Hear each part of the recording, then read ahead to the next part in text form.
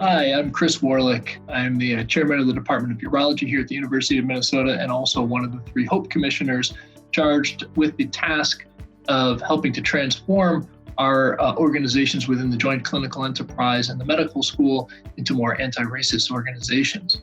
I think there's no question that the combined layers of stress of the COVID pandemic, the social unrest following the murder of George Floyd, all occurring within the context of a very polarized political season, have led to levels of stress that I think many of us have not sort of experienced before, sort of simultaneously.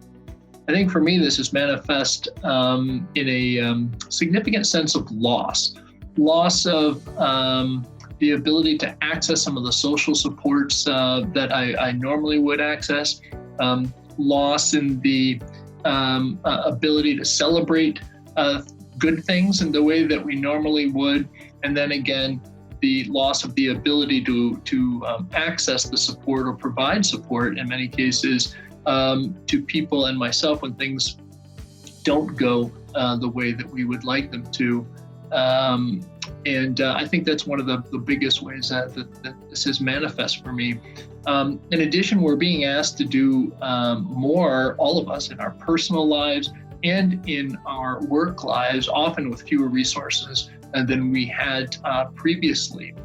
And that requires a lot more energy then to get these things done. And that increase in the energy leaves less energy then for resilience, less energy to be flexible, such that things that perhaps were not so bothersome to us before currently can be quite bothersome. And I know that I've certainly experienced that.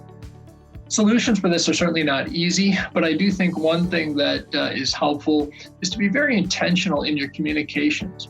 So we don't have the opportunity as often just to run into people as we used to and have serendipitous conversations.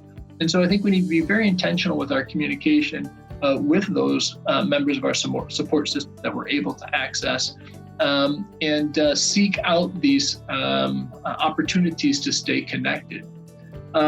Also, to the degree that we're able, participating in solutions to some of these problems that we face can be quite empowering. And I think it's good for the spirit, good for the soul, particularly if those solutions can help others. And then lastly, I'm a believer in exercise. I also spend a lot of time petting my dog. I find that to be therapeutic as well.